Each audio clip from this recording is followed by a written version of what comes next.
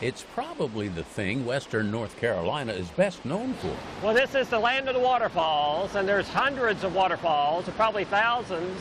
I've taken thousands and thousands of waterfall shots. Everybody will ask me, well, how do you take such great photographs of waterfalls? I say the secret is you take a whole bunch. So when I get to a waterfall, I may take 100 or two of one waterfall and then use one, and that makes me look really good then. Welcome to Mark Files' office. My friends really give me a hard time. They say, oh, you're not working, you're not working. And I say, yes, this is work, this is work.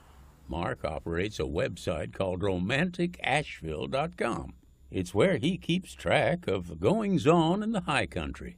And in the fall, it's all about leaves. Usually it's about mid-September I start looking and see. Every year is a little different, so that makes it fun. You don't know if it's going to be some color late September. Sometimes it waits until October.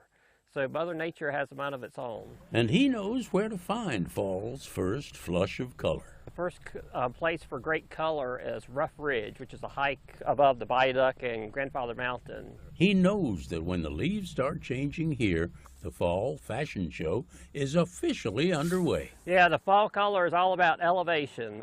So it always starts at the higher peaks and then works down.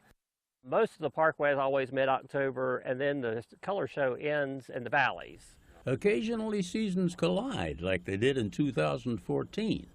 Fall met winter. It was pretty deep snow on the very 1st of November, and it was just gorgeous, and the leaves were still on the trees. The parkway is so wonderful because you never know what's around the bend. So often you'll get a lot of rime ice up on the trees in the fall, especially late October.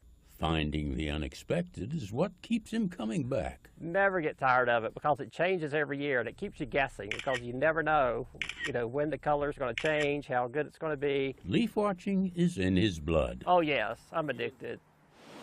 As we mentioned earlier, Mark also loves waterfalls, and he visits them year-round.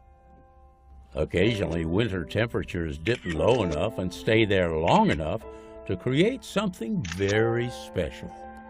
This is Daniel Ridge Falls, so this section is probably 100 feet. It's just like it's frozen in time. In 2003, Mark Files started a unique website in the comfort of his Greensboro home called romanticasheville.com. I can't believe how it's grown, and now it's one of the leading online travel guides especially for the mountains. Had almost 4 million visits in the last year. The website lists all kinds of places to go and things to see, and among the most popular are waterfalls. Right now I have about 60 of them that I feature. And so yes, I've been to all of them, and many of them I go time and time again. He says most people visit the waterfalls in the warmer months, but the wintertime offers a unique experience. The great thing in the winter is the leaves are off the trees, so you can see them. You can see a lot of details that you can in the summer. The crowds are not there. And then when there's ice, there's that extra element that is just really, really cool.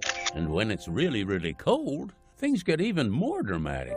I see this maybe once every 3 years that it's frozen this much. Looking Glass Falls is one of the most accessible and most popular falls in the state, but very few people get to see it like this. The big reasons I take photographs of the frozen waterfalls is most people cannot enjoy them because often they only last a day or two in our mountains with the snow, cold snap. So I love to take the photos and share it with folks who they said, oh gosh, I saw that in the summer. I can't believe it looks like that now because they can't get to it. So I love to share that. You might say Mark Files' photos give a whole new meaning to the term freeze frame.